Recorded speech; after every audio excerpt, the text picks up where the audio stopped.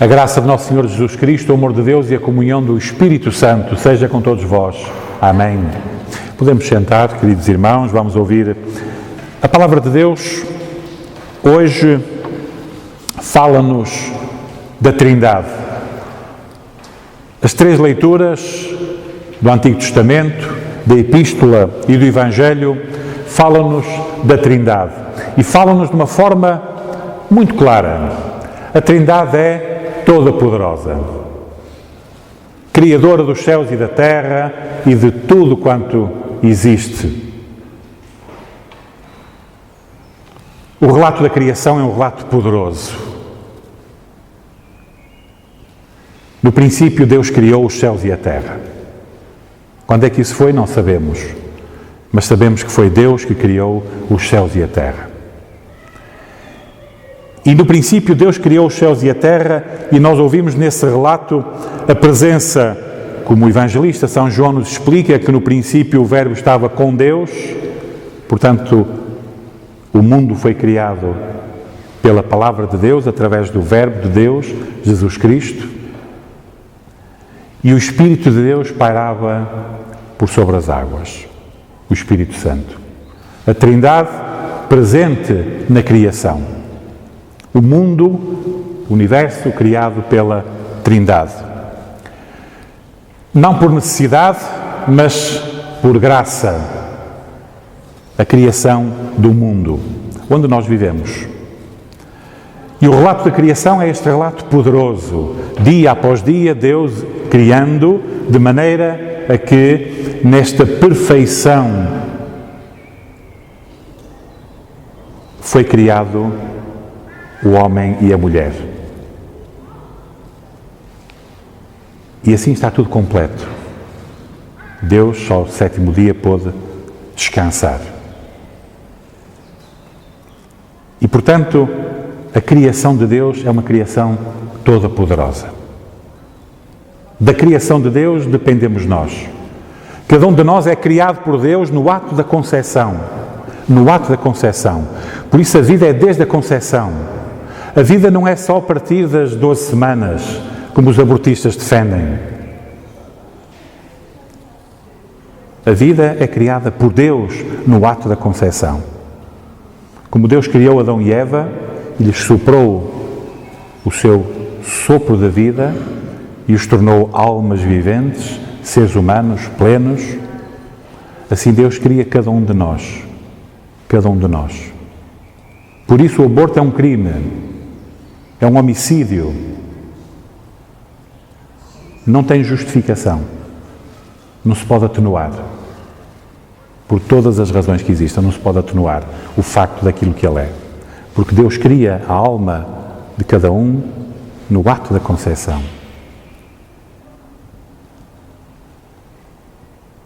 Viemos da criação do mundo, agora até a este momento da própria concepção de cada um. Mas tudo é obra de Deus, obra da Santíssima Trindade. E, portanto, no texto de hoje, vejam bem como termina o Evangelho de São Mateus. No texto de hoje, quando, no momento em que Jesus vai subir aos céus, diz no versículo 17, Mateus 28, e quando o viram, o adoraram, a Jesus que estava ali.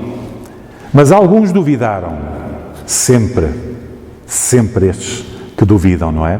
Nós atravessamos os Evangelhos sempre com gente a duvidar, nos próprios discípulos, os vários Tomés, que eram todos, não era só ele, mas os vários Tomés, dúvidas permanentes, mesmo depois de tudo o que aconteceu, da ressurreição, o que estava morto estava ali vivo e subiu aos céus. Mateus ainda registra este detalhe, inspirado pelo Espírito Santo, mas alguns duvidaram. E Jesus, aproximando-se, falou-lhes dizendo: toda a autoridade me foi dada no céu e na terra. Jesus está sentado à direita do Pai. Isso nós confessamos sempre, sentado à direita do Pai. Quer dizer, todo o poder me foi dado no céu e na terra, disse aos presentes naquele momento. E ordenou-lhes: ide, portanto, e fazei discípulos de todas as nações. Não apenas já de uma nação, mas de todas as nações. Porque a salvação é para todos. A morte de Cristo foi para todos. E, portanto, Jesus estava a dizer naquele momento o que é que tinham que fazer. Enquanto igreja, o que é que a igreja tinha que fazer a partir dali? Fazer discípulos de todas as nações, batizando-os em nome do Pai e do Filho e do Espírito Santo. E é o que a igreja hoje continua a fazer. E é o que os pais cristãos hoje continuam a fazer. Logo que os seus bebés nascem, porque já são vida desde a concepção, mas quando nascem, quer dizer, quando saem para este mundo, o mais rápido deve ser batizá-los. Porque é a ordem de Cristo. Porque é a ordem de Cristo. O batismo não é para fazer uma festa simpática, em que esteja muita gente, não é? Animada. Isso faz parte depois da parte social. Mas o batismo é uma ordem de Deus. Este sacramento é ordem de Deus. Fazei discípulos, batizando-os em nome do Pai, do Filho e do Espírito Santo. E depois de batizá-los, ensinando-os a guardar todas as coisas que vos tenho ordenado. Batizados os bebés, batizadas as crianças dos pais cristãos, devem ser então depois ensinadas. Porque se não se ensina, e esse é um dos grandes erros hoje de quem rejeita a fé, se não se ensina as crianças na fé em criança, elas não vão saber mais tarde. Não vale a pena pensar o contrário. Que depois, mais tarde, em adulto, talvez, quem sabe, depois decide. Mas decide o quê? Se não está nada lá dentro. Só pelo Espírito Santo. Nós estamos a falar da Trindade. Só pelo Espírito Santo é que Deus continua a chamar, mesmo em adultos, para também aí, se não o foram, na altura que Deus ordenara, então que o sejam mais tarde. Mas esse é o mandato para todos. Fazer discípulos de todas as nações, batizando-os em nome do Pai, do Filho e do Espírito Santo e ensinando-os a guardar todas as coisas que vos tenho ordenado. Por isso, a fé cristã é uma fé que ensina, é uma fé que tem catequese, é uma fé que tem um conjunto de doutrinas, de ensinamentos que devem ser passados de geração em geração, dentro das famílias e através da Igreja, da proclamação do Evangelho. E o que é que Jesus ensinou? Que coisas são essas que Jesus ensinou? Justamente aquilo que foi a sua grande obra, a sua morte por nós, a sua morte e ressurreição por nós. E é essa presença que se mantém hoje pela proclamação da palavra e pela administração do sacramento que a Igreja continua a cumprir. A Igreja cristã tem essa função muito clara, como nós lemos na Confissão de Augsburgo, nos artigos 7 e 8. Justamente a função da Igreja é proclamar o Evangelho e administrar os sacramentos do batismo e da Santa Ceia. É esta a função da Igreja. Fazer discípulos de todas as nações, batizando-os em nome do Pai, do Filho e do Espírito Santo e ensinando-os a guardar todas as coisas que vos tenho ordenado, como foi a instituição do Santo Sacramento da Ceia do Senhor, que Jesus instituiu quando se despediu dos discípulos. E eis que estou convosco todos os dias até à consumação do século. Não só Jesus fez tudo o que havia a fazer, ao se entregar a si próprio, ao dar a sua vida por nós, como deixou o Espírito Santo, como sabemos, nos últimos domingos temos lido isso, o Espírito Santo foi enviado pelo Pai a pedido do Filho e, portanto, a Trindade continua a manifestar-se plena e abundantemente na vida da Igreja, através da proclamação do Evangelho, através do chamamento de muitos pelo Espírito Santo, que ao longo dos séculos vão enchendo o céu de salvos pelo sacrifício de Cristo. Como é que isto é possível? Tal como a criação. Tal como a criação, Jesus diz: toda a autoridade me foi dada no céu e na terra. Jesus, queridos irmãos, cumpriu por nós o que nos era devido. Em nosso lugar, morreu na cruz. Em nosso lugar foi condenado. Mas morreu por nós e ressuscitou para a nossa justificação. E justificados pela fé, diz o apóstolo São Paulo, temos paz com Deus. Temos paz com Deus. E temos paz no meio das dificuldades. Temos paz com Deus no meio das tribulações. Temos paz com Deus no meio da carência. E temos paz com Deus no meio da abundância. E temos paz com Deus no meio da perseguição.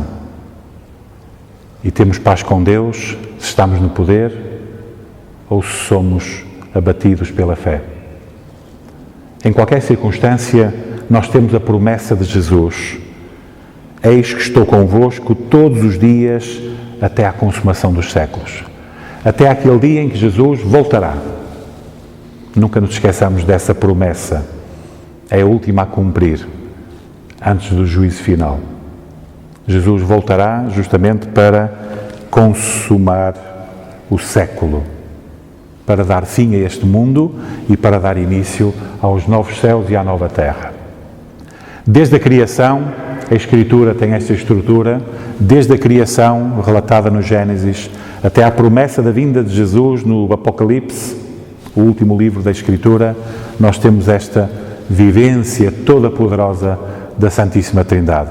E, portanto, todos os anos, neste Domingo da Trindade, nós confessamos a nossa fé e vamos confessar agora o credo de Santo Atanásio, de uma forma muito particular, relembrando este todo o poder que a Santíssima Trindade tem manifestado. Nós nem compreendemos, nem temos condições para compreender o poder da Trindade.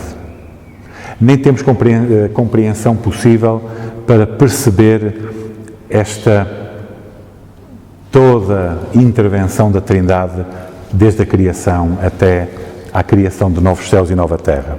Aceitamos pela fé, a fé que o Espírito Santo, terceira pessoa da Trindade, nos coloca no coração.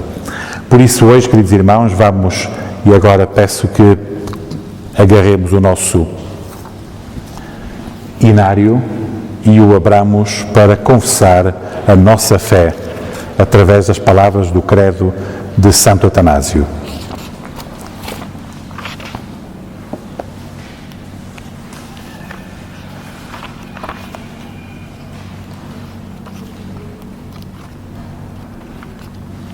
Na página 88, podemos levantar.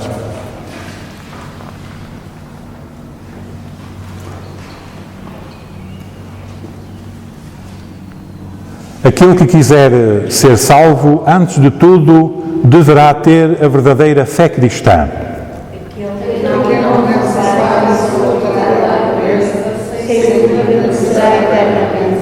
E a verdadeira fé cristã é esta: que honremos o único Deus na Trindade e a Trindade na unidade, não confundindo as pessoas, nem dividindo a substância divina. Pois um é o Pai, outrora o Filho e outrora o Espírito Santo. Mas o Pai, o Filho e o Espírito Santo são um único Deus, iguais em glória e majestade eterna. Qual o Pai, tal o Filho, tal o Espírito Santo. O Pai é incriado, o Filho é incriado, o Espírito Santo é incriado. O Pai é imensurável, o Filho é imensurável, o Espírito Santo é imensurável. O Pai é eterno, o Filho é eterno, o Espírito Santo é eterno. Contudo, não são três eternos, mas um único eterno. Do mesmo modo, não são três incriados, nem três incomensuráveis, mas um único incriado e um único incomensurável. Da mesma maneira, o Pai é todo-poderoso, o Filho é todo-poderoso e o Espírito Santo é todo-poderoso. Contudo, não são três todo-poderosos, mas um único Todo-Poderoso. Assim, o Pai é Deus, o Filho é Deus, o Espírito Santo é Deus. Todavia, não são três deuses, mas um único Deus. Deste modo, o Pai é Senhor, o Filho é Senhor, o Espírito Santo é Senhor. Entretanto, não são três senhores, mas um único Senhor. Visto que, segundo a verdade cristã, nos importa confessar cada pessoa por sua vez, como sendo Deus e Senhor, é-nos proibido pela fé cristã dizer que há três deuses e três senhores. O Pai por ninguém foi feito, nem criado, nem gerado.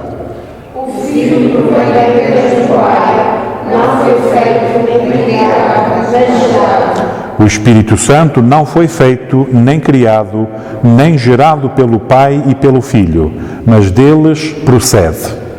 Logo, é o único Pai, não são três pais. O único Filho, não são três filhos. O único Espírito Santo, não são três Espíritos Santos. E nesta Trindade, nenhuma pessoa é anterior ou posterior, nenhuma maior ou menor. Mas todas as pessoas são eternas, iguais a Cristo. De modo que, como foi dito, em tudo seja honrada a Trindade na unidade e a unidade na Trindade. Portanto, quem quiser ser salvo deverá pensar assim da Trindade.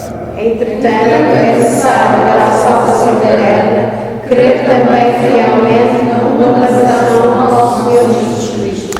Esta é, portanto, a fé verdadeira. Crermos e confessarmos que nosso Senhor Jesus Cristo, o Filho de Deus, é Deus e homem.